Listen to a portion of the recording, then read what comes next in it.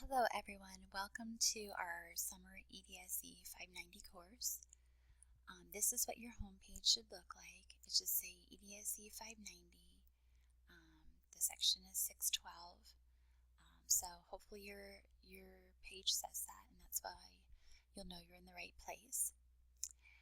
Today what we're going to do is I'm just going to brief you on how the course works, and I'm going to walk you through the web page. So what you're seeing now is the home page. Most of your navigation tools are going to be on the left-hand side. The first tab under homepage that's important is Meet the Instructor. With Meet the Instructor, it just tells you a bit about myself. That's me, and it has my email and office contact, and also where my office is in case you need to come there. You do not have to come to my office. We can always meet through Blackboard Collaborate, which I'll show you in a few minutes, or by phone. The best way to contact me quickly is by email. I check it often throughout the day. If you have an immediate concern, call my office number, and it has my cell phone on there. My cell phone is also on the syllabus. So either of those ways to get my cell phone, you can always call my cell phone as well and leave a message. This next part here on the instructor page is a short video. It tells you a few things about myself so you can learn about me. It's also my way of giving you some information that you have on an extra credit quiz in Learning Module 2. So on this quiz in Learning Module 2, this extra credit quiz isn't just about me in this video. It also has questions about how to navigate our course over here. So before you go into Learning Module 2, because everyone always asks me this, where's the quiz, the extra credit quiz? It's not available to Learning Module 2, which is the second learning module, and it not only has this information in the video, but also some basics, so I can make sure you know how to navigate our course. And that's the reason, why I really do it, to make sure you have the basics for navigating this online course. Okay, after Meet the Instructor, you can go to the left-hand side again, and what you're probably really concerned about is syllabus and expectations.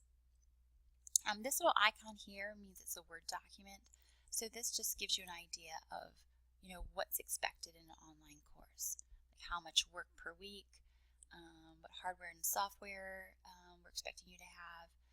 The main takeaway from this document, if you click on it, is that it's a 3-credit course, so it's going to be approximately 9 hours of outside work a week, because at any course at George Mason, you do a calculation of, for 3 credits, for each credit it should be 3 hours beyond the classroom instruction.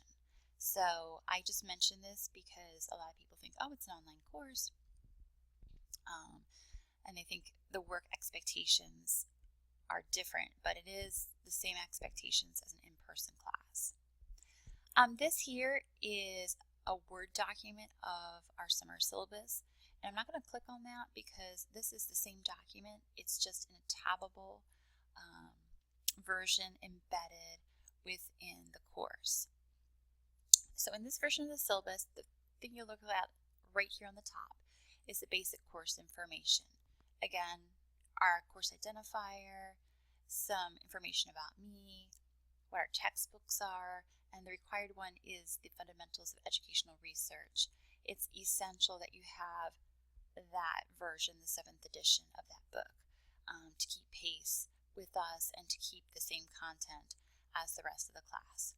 Other versions have quite a variation of the level of content that we need. Now, you can tab through the syllabus by clicking on any of the tabs that interest you. What we're going to do is we're going to go in order. Okay, so after the introduction to the course, which is this piece right here, you can click on Learning Outcomes. And this is just generically what's expected in this class, what you'll learn. And just to give you an overview, because I know you can read it, is you will learn the ins and outs of the different designs of constructing educational research and special education. So we'll go through both qualitative and quantitative methods. The focus will be more on the quantitative, but it won't be something where I'll have you crunch statistics. we're going to talk about design, which is really setting up studies to be successfully completed. Okay, so that's just an overview. You can read through this if you want, and I would recommend. Here are technology requirements. It goes through both hardware and software requirements for this course. If you have any questions about this, this would be something where you'd want to call our IT department if you're concerned about whether you have the correct equipment. The fourth part here is the nature of course delivery. This is really explaining that this course does not have any live sessions, so it's considered asynchronous, which means you complete work, but it's not in real time. Like there won't be 3 hours you meet with me where you have to do certain tasks. What I do is I post learning modules. It's either going to be bi-weekly or weekly, depending. So let me explain that a little bit. At the beginning of the semester, the assignments I give you will be smaller. So I will typically post something on Monday and then on Thursday. But as the semester moves on, work is going to get a little bit more complicated and time consuming. So then at that point, I pull back and I give you a whole week instead of a half a week to complete assignments. I just found in the past when I had things due half a week every single week of the summer, it got to be a little overwhelming for people. So you'll notice after the first couple of weeks, you have a while where just one thing, one module's due a week. And then in the end, it kind of speeds up again because the things at the end are smaller assignments that are due. So if you look at here, under B, it'll say assignments typically that are assigned at the beginning of the week will be due at the end of the day on Wednesday. So something that's assigned Sunday night or Monday morning will be due Wednesday night. And for things assigned Thursday, because modules will be assigned Thursday mornings as well, that work will be due Sunday. One thing I will mention is that for all assignments, you'll find everything you need to do in the assigned learning module. So if you're ever like, oh my gosh, what should I do? What work is assigned to me? Always go to the learning module tab for the current date and you'll find what we're working on. And I do try to post those early so that way if you want to work ahead, you can. The other important thing to know is if for some reason you're having trouble completing a learning module by that Wednesday night when it's assigned, Sunday, Monday, or by Sunday when it's assigned Thursday, I do give everybody 24-hour grace period, which means if something is due by the end of the day, which is 11:59 on Wednesday, you can actually submit it for a full day further, so until Thursday evening for full credit. Same thing here. If something you're trying to submit at Sunday night, you just can't get it in, you actually have a whole day until Monday night to get it in for full credit. After that, I do, deduct a small amount of points for each additional day you take to submit it. And that's just in fairness to everybody else who submits on time. Okay, so again, that gives you a little idea of how the course works. In the learning modules, you'll be asked to do different things: complete readings, short quizzes, post on discussion boards, and on wikis. And there'll be directions on how to do that. So I'm not expecting you to know how to make a wiki without us going through it. Okay, and this is what most people are very interested in. This is kind of our course schedule.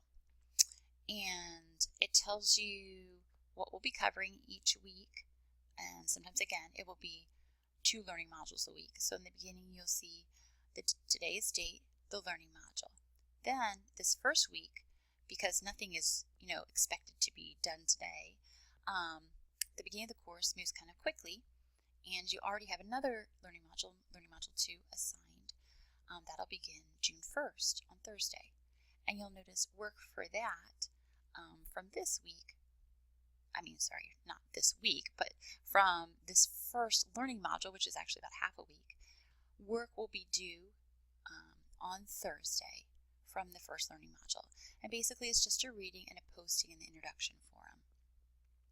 Work from that second learning module will be due June 5th which is when the third learning module begins.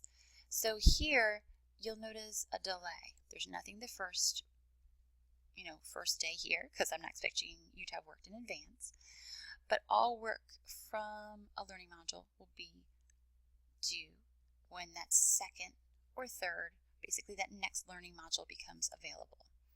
Okay, so typically you'll have about a half a week in the beginning of the semester to complete assignments. Once we get to June 12th, that's when you're going to start working on the introduction section of your paper.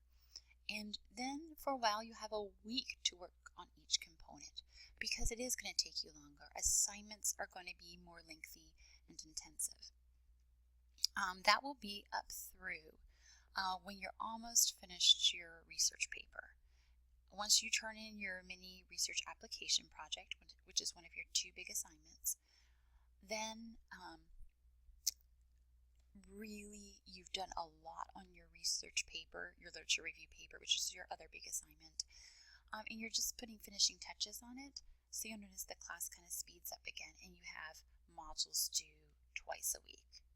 Okay, I just mentioned that because some of you, once you've been doing learning modules twice a week, you'll be looking for a learning module twice a week and it'll slow down. But then once you get used to it, and of course I'll send a reminder, it's going to speed up a little bit again in the end. And again, it's speeding up by meaning you'll see more learning modules each week, but really the workload is no more. The workload is heavy during these whole week modules, and that's why you have a whole week to complete them.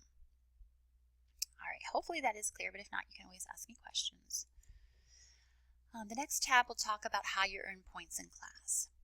Most of your points will be earned through participation, and it's not something like in an in-person class, like how many times you raise your hand or anything like that.